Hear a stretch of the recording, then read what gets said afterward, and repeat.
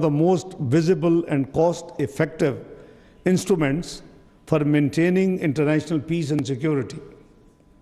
But this noble endeavor comes at a profound human cost. Today, we pause to honor 4,423 peacekeepers from over 130 nations who have made the ultimate sacrifice in the line of duty. Among them are 101 proud Pakistanis, including a courageous female peacekeeper. We salute their heroism and remember the legacy with gratitude and reverence. Ladies and gentlemen, regrettably, UN peacekeeping today stands at a crossroads, challenged by widening geopolitical divides that erode the political will, which is essential for collective action.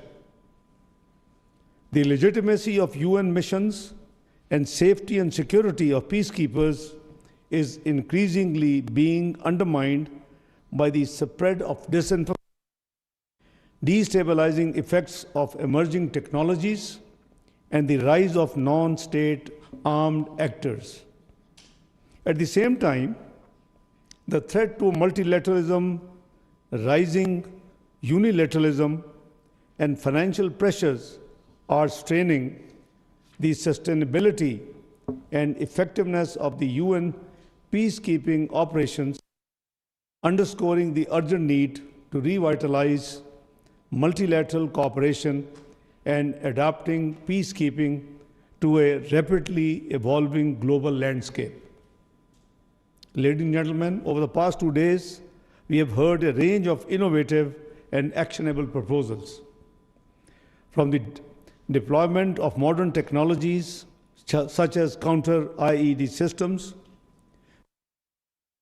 ground radar, and early warning tools to the use of simulation-based training for better preparedness, the message is very clear. UN peacekeeping must embrace technological transformation. We must also ensure that attacks against peacekeepers credible accountability. Only credible deterrence will protect our dear peacekeepers. Ladies and gentlemen, the future of peacekeeping demands adaptation. As the global security landscape evolves, so should these structures and strategies be deployed. To this end, Pakistan believes that the overview and the review of the UN peacekeeping must be anchored in the following guiding principles. 1. Strong political backing is essential. Why it is essential? Because the Security Council must provide unified and consistent support to all peace operations in the world. 2. Mandates must be clear, focused, and grounded in field realities. Troop contributing countries must be actively involved in their formulation from the very outset. 3. Missions need resources that match their mandates. Peacekeeping missions should not be asked to do more with insufficient resources. 4. As performance matters, deployment decisions should be based on professional standards and track records. 5. Regional and cross-regional partnerships must be strengthened. The recent Security Council Resolution 2719 on financing African Union-led operations is a significant step forward. Also explore closer collaboration with organizations like OIC. 6. Peacekeeping should be part of a broader peace continuum, integrated with peace-building efforts and anchored in long-term engagements. 7. Safety and security of peacekeepers must remain paramount. In an era of complex conflict and rising disinformation against UN missions, We must ensure that they are adequately protected and that perpetrators of attacks on peacekeepers are held swiftly accountable. And finally, peacekeeping must be part of a broader political strategy, one that addresses the root causes of conflict and fosters inclusive solutions. Without a viable political process, peacekeeping can only provide temporary respite.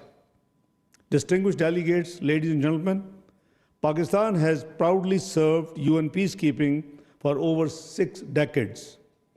More than 235,000 of our personnel have participated in 48 missions across the globe, and we just Honorable Chief of Army Staff is one of them. We remain committed to the values of the UN Charter and the promise of multilateral cooperation. We also host one of the UN's oldest peacekeeping missions, UNMOGIP, tasked with the monitoring of the ceasefire in Jammu and Kashmir. Pakistan fully facilitates its operation.